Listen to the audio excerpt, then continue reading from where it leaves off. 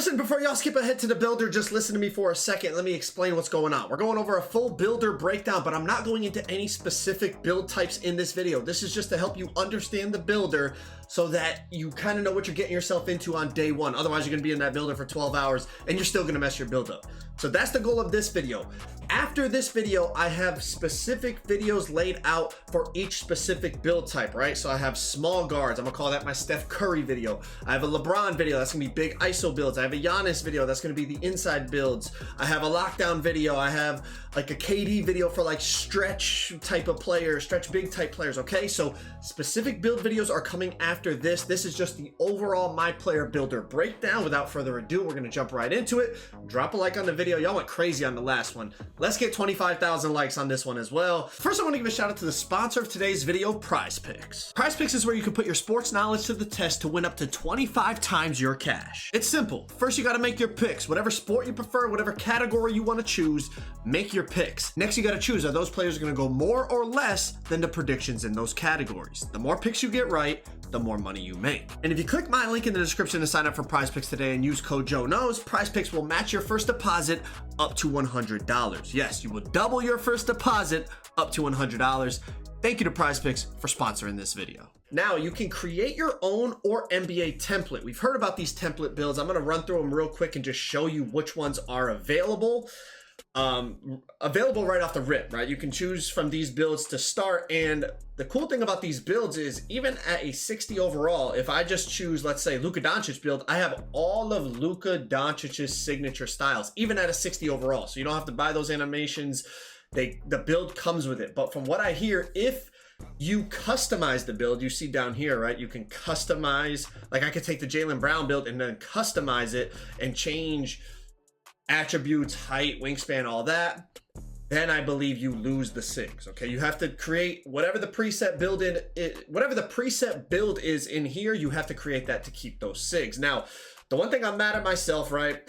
I didn't see what they would call these builds, right? So if I chose the Jimmy Butler build and I hit finish, I don't know what they'll call it. I don't know if you're gonna be walking around the park and your build name is gonna be Jimmy Butler, or if it's gonna call it like whatever, a two-way inside out playmaker or something like that. You know, I don't know. I forgot to do that, so I folded on that aspect. That's my fault, y'all, but we'll know soon enough. In terms of these builds, they look, you know, basically they're watered down versions of what you'll get from them in play now, right? Obviously, you know, if you choose, let's say, the Karl Anthony Towns build, you're not getting what he is in play now. Like, you're not getting Anthony Davis. You're not getting Nikola Jokic's actual roster stats, right? They tried to make it more like what you would be able to create in the builder so that it's balanced. But a lot of these builds have like some flaws, obviously, you know, really low defense or really low other categories as well. But overall, it's a really cool concept. Like I said, you can go in and customize the build completely. You can basically take, like how I took DeAndre Ayton right here, you can take what he has and then tweak it. You can change height. You can basically use this as like a base, like as a base builder, and then you can tweak it, which is pretty cool. Like, honestly, if we're being honest, like that's a nice feature. And especially for people that don't want to spend forever in the builder, they just want a certain type of build, you can use those NBA player presets, okay? And one last thing I want to mention about these NBA template builds is I have a strong feeling, just like the replica builds, they will be adding more in as the year goes on. You guys know when the replicas first came out, there was only like, I don't know what there was, like whatever, let's say 15 or 20 or 25 defined. And then they added more in and more in as the year went on.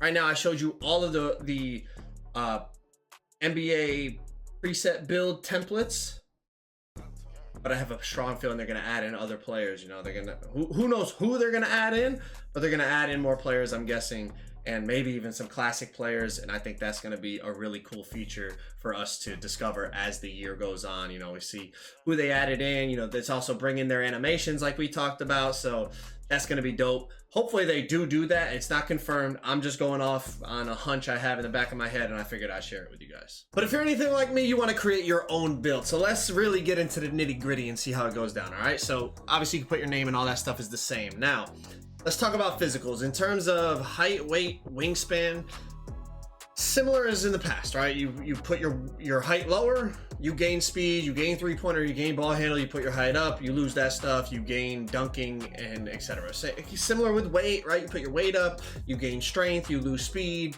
and vice versa. All that stuff in terms of height and weight is very similar. Now, wingspan does have similar effects, but in my opinion, they're more drastic, right?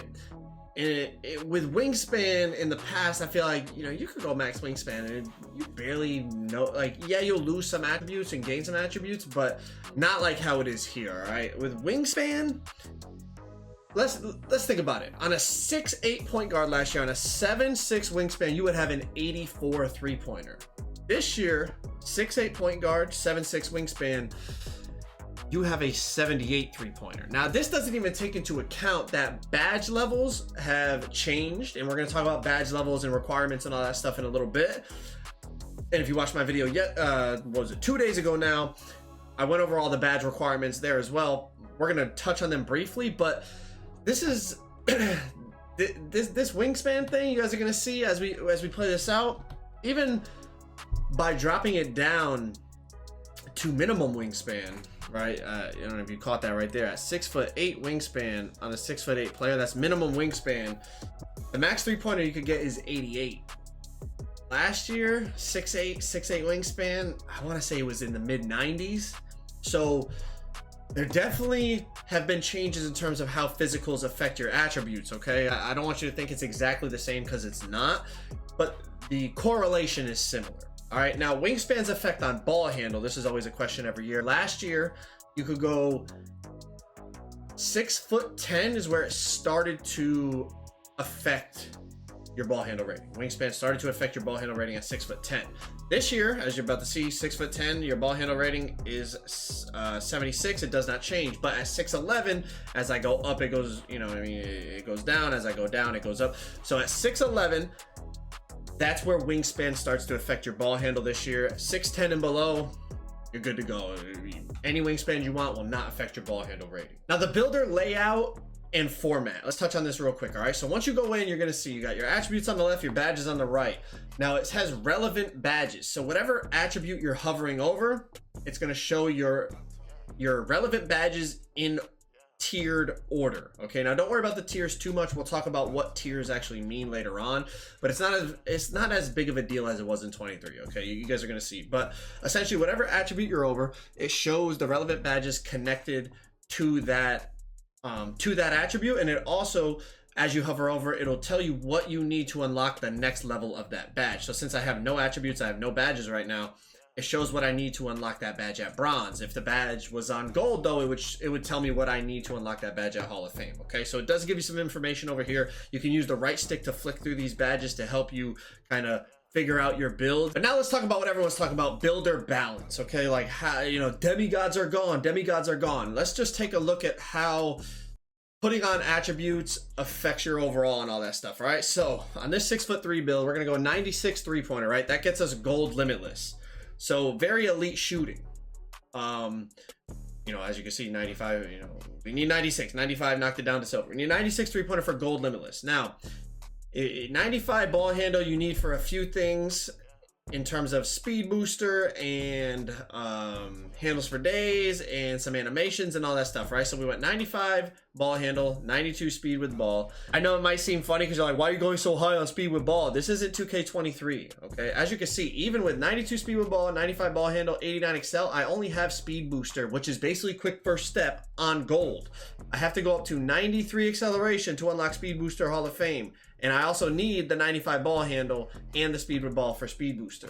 Okay, as you can see, you need 95 ball handle, 91 speed with ball, and either 92 speed or 93 excel, all right? So there's a reason I put this playmaking up this high. It's because you need it to unlock the best playmaking badges. And I'm trying to prove a point to you. With elite shooting and elite playmaking, and then the amount of acceleration and speed I need to unlock things like speed booster, blow by, and those types of badges that are elite playmaking badges this year for small guards, I'm already a 98 overall and my build is done. Like, that's with no defense and basically no finishing. Yeah, I have a 75 layup, but no finishing, no defense, and I'm essentially done with my build. Now, I just want to compare it to 23. In 2K23, you could get gold limitless, you could get elite playmaking, you could get quick drops. I know quick drops are not in NBA 2K24, but basically you could have dunking on your guard, elite shooting, elite playmaking, and throw on a little bit of defense. But as you can see, to get the elite playmaking badges, it's much more expensive in the playmaking categories now. To get the elite shooting badges, it's a lot more expensive in the shooting category. And now you actually need acceleration and speed to unlock some of these playmaking badges as well. So it's much more expensive overall. And this is how I feel like they're going to try to maintain balance in the builder. Will we eventually find some way to kind of break the builder? Who knows? But in terms of the initial, few hours I had in it, it's much more expensive to get anything to become elite.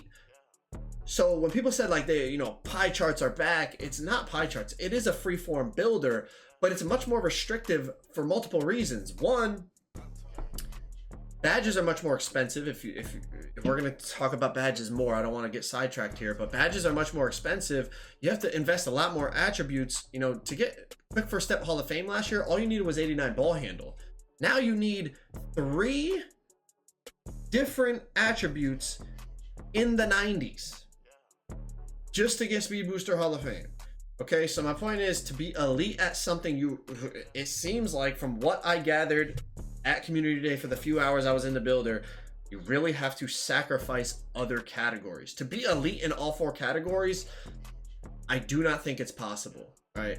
For multiple reasons that we touched on, because of badge levels, because of how many different, you need 2-3 attributes to unlock certain badges, all those things taken into consideration. The fact that now physical attributes are connected to playmaking badges, to finishing badges, to, you know what I mean? In the past, like I said, it was just ball handle rating, you get quick first step. Now, no, you need ball handle, speed with ball, and either acceleration or speed. So it's like you have to put up physicals, otherwise you won't have these playmaking badges. The way it all intertwines is a lot more in depth, and I feel like that is a reason why it's going to have a better chance to maintain balance and eliminate demigods. A cool thing they added in for all you builder freaks out there like me is, in the past, right, if I was working on this PG right here, this 6'4", 203, 6'9", and I was like, you know what, I want to try this build, I want to see what I could do at a different height or a different weight or a different wingspan. If I went and changed anything over here, it would reset all my attributes, right? So then you have to try to remember them and put them back in and say, okay, is 6'3" better, is 6'4" better, is 6'5" better, is max weight better, is minimum weight, is max wingspan better? You have to try to remember it because it doesn't save the attributes. And now you're gonna see I can come down here and I can tweak the wingspan, I can tweak the weight. It doesn't take my attributes off of the build, right? I'm gonna go back in, I'm gonna hit continue, and you're gonna see everything that I had on that attribute spread from before is still there. So it's a lot easier to compare certain builds at different physical settings. Now, what I will say is, let's say I had my maxed out ball handle here for my 6'4" PG, and then I backed out and I went up to 6'8". I don't want you to think like you're going to be able to get the max ball handle of a 6'4" on a 6'8". It's just going to keep it, whatever the max ball handle is for a 6'8", it'll keep it maxed out, but it'll just take off all the additional attributes. So let's say for a 6'4", for example, you could have a 93 ball handle, and then you go to 6'8" and you can only have an 85. It'll keep it at 85, and then those extra attributes it'll just remove. But as you can see, it'll keep everything the same. Over here, since we went to max weight, we went up to 230, we gained a little bit on our strength without even having to do anything, just because the base strength was a little bit higher because you put the weight up. But essentially my point is, it makes it a lot easier to compare builds, because I could say, all right, let's say I'm working on a 6'7" lockdown, and I'm like, you know what, let me see what it looks like at 6'6". I back out, I change it to 6'6", I go back in, all my attributes are still there, but it may be, if I had, let's say, 85 speed on my 6'7" lock, now it's like, oh, I could go up to an 88 or whatever the threshold is for a 6'6". So it's a lot easier to compare and contrast builds because they added this feature in. Next, let's touch on attribute connections. This is obviously another way to maintain builder balance, and essentially it's just like in the past, right? You put up your steal, your perimeter defense goes up, your excel, your speed. It's not like I can go 99 steel with 25 perimeter like certain 2Ks in the past. No, now, just like in 23, they're connected. I didn't notice anything drastically different. Maybe it's connected a little bit,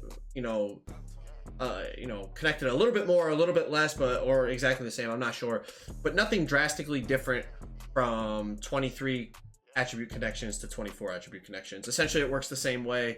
Anyone that played 23, you're familiar with this. You put up your ball handle, your speed with ball goes up a bit, your pass accuracy goes up a bit. You put up your 3-point shot, your mid-range, your free throw goes up, your close shot goes up a little bit.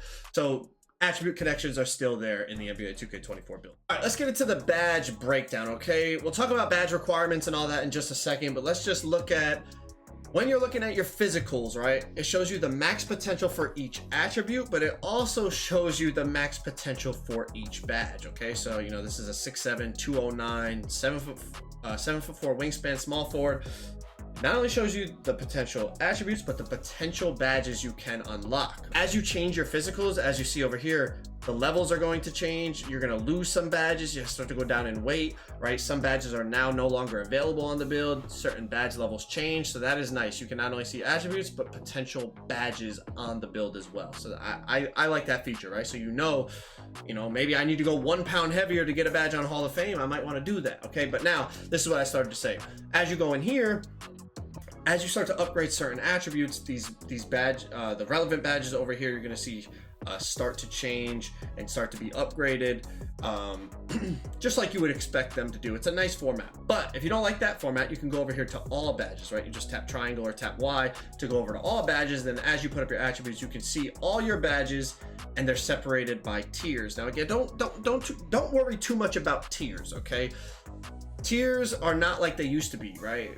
Tiers in 2K23 mattered because of core badges and because, you had to have tier 1 and tier 2, you had to use 10 upgrades before you could get a tier 3 badge and all those things. That's not there anymore. There's no badge upgrades. You don't need to worry about, am I going to have enough badge upgrades to put on S tier badges? It don't work like that, okay? Don't worry about any of that. Any badge that your build can potentially have based off your attributes, you will have that badge on bronze, right? They already confirmed it. You'll have all your badges on bronze right off the rip, and then you can work to progressing and unlocking higher levels of those badges, right? Now, one thing that people complain about, I don't want to say complain about, but they mention is the fact that they're not separated over here by category, right? So, for example, as I put up attributes and things unlock, like now I have all my attributes on, right? I have a shooting badge right next to a defense badge, and then a finishing badge, and then over here again, it's a defense badge next to a shooting badge, next to a playmaking badge, next to a defense badge. So it's kind of like jumbled in, but it's separated by tiers, and I guess that's just the way they decided to do it. Now let's talk badge requirements. First of all, I dropped a whole video and broke down all the badge requirements for every badge in the game. I'll leave the link to that in the description. But if you don't want to watch the video and you want to scroll through for yourself, NBA2KLabs.com. I'll leave the link to NBA 2K Labs in the description. They have a beautiful spread here where it's separated by category, like we said. It shows you which attribute, the badge, each cost for each level, minimum height, maximum height.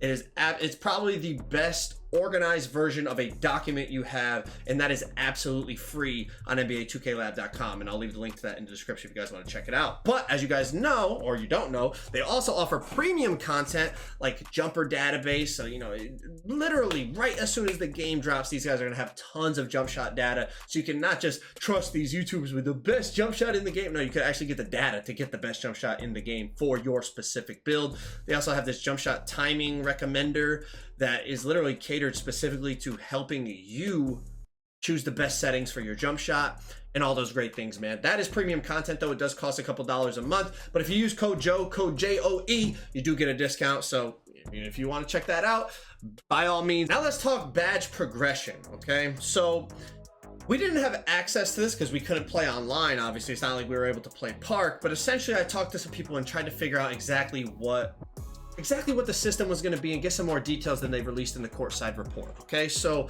essentially every badge, like I said, that your build gets based off your ratings, you will have on bronze, and then you can play, and whatever badges you use the most, those badges are going to upgrade and you'll be able to unlock them.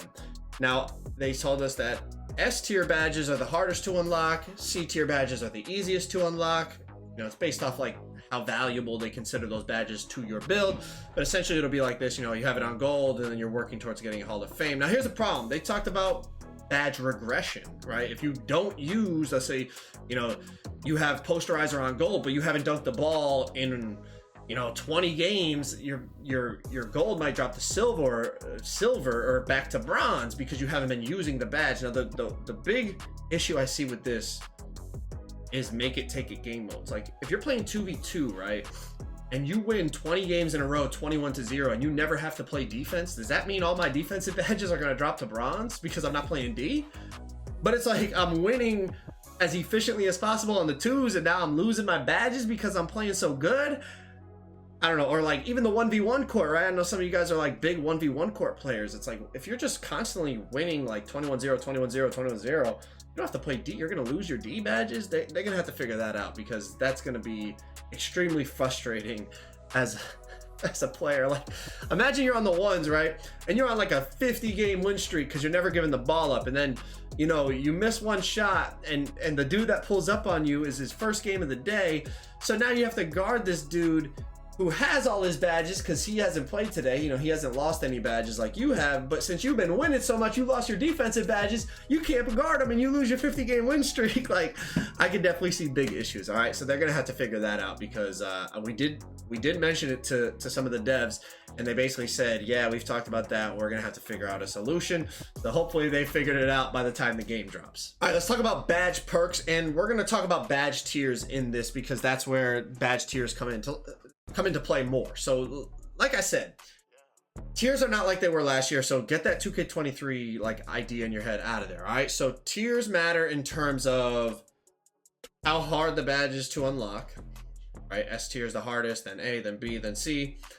But also when it comes to your perks. Now perks are things to help you unlock badges quicker or maintain the badges quicker. So like overdrive, the description is a badge with overdrive applied will receive an increase in badge level progression while playing games. So that's going to help you get the progression on the badge that you want. But something like immunity, it sounds like is going to slow down badge regression. So anything in here, it's going to be harder to lose that badge, even if you're not using the badge that often in games. This will slow down how fast you lose the badge level. You know, it's going to slow down that badge regression.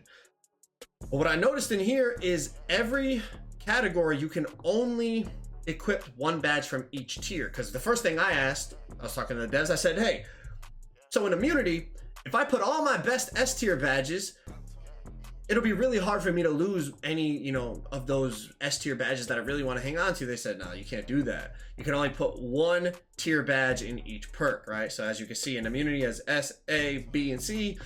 In Scholar, you have S, A, B, and C. So that's something to take into consideration when you're placing, you know, your badges in each of the perks in terms of whatever, you know, maybe there's other perks we can unlock, you know, we'll have to wait and see. Then another thing they have is performance multipliers. Now, obviously we didn't have access to this stuff. I'm just using the screenshots from the courtside report, but like I said, I asked questions about it and whatnot. And basically these are things that will help you unlock badges and get badge levels faster, you know, like, so for example, up for the challenge. In rec games against tough opponents, badge level progression will be accelerated.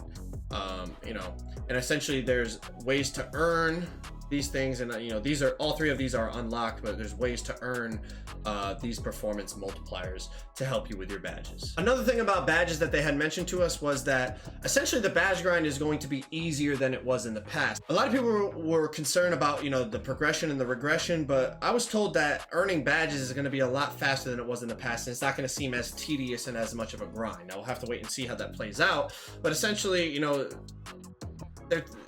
not only is it easier to unlock the badge initially, but then even with the regression system, they said, like, let's say you earn a badge on Hall of Fame and then it drops to gold, and now you're trying to get it back to Hall of Fame. It will be easier to get it back to Hall of Fame than it was to get it to Hall of Fame in the first place. So not only is getting your badges progressed easier than it was in the past, then even if you do lose your badge, it's even easier than it was the first time. So listen, I don't know how I feel about the whole thing. Like I said, I definitely see potential problems. Hopefully they figured out fixes for those badge potential problems that I brought that we brought to their attention when we noticed them at Community Day, but only time will tell, and we'll have to play the game online before we'll be able to see. Next up, Takeover. When you complete your build and you click continue, you don't go to a choose Takeover screen anymore. It takes you straight to the player comparison and tell you what your build name is and all of that.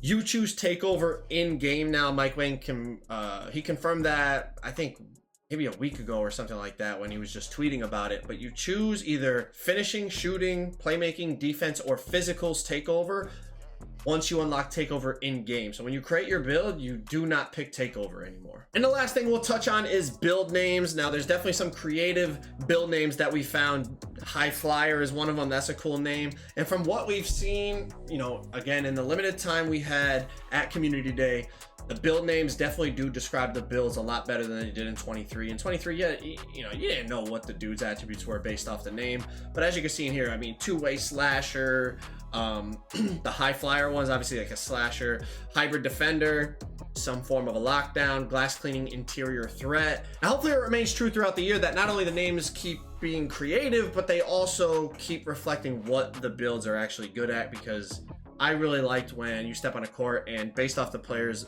build name, you know their strengths and weaknesses. I think that's I think that's important. But that's been the NBA 2K24 Builder Breakdown. If you didn't check out my gameplay breakdown, that video right there will take you to it. It is an absolute must watch. You will learn a ton. Hopefully this video helps you guys out.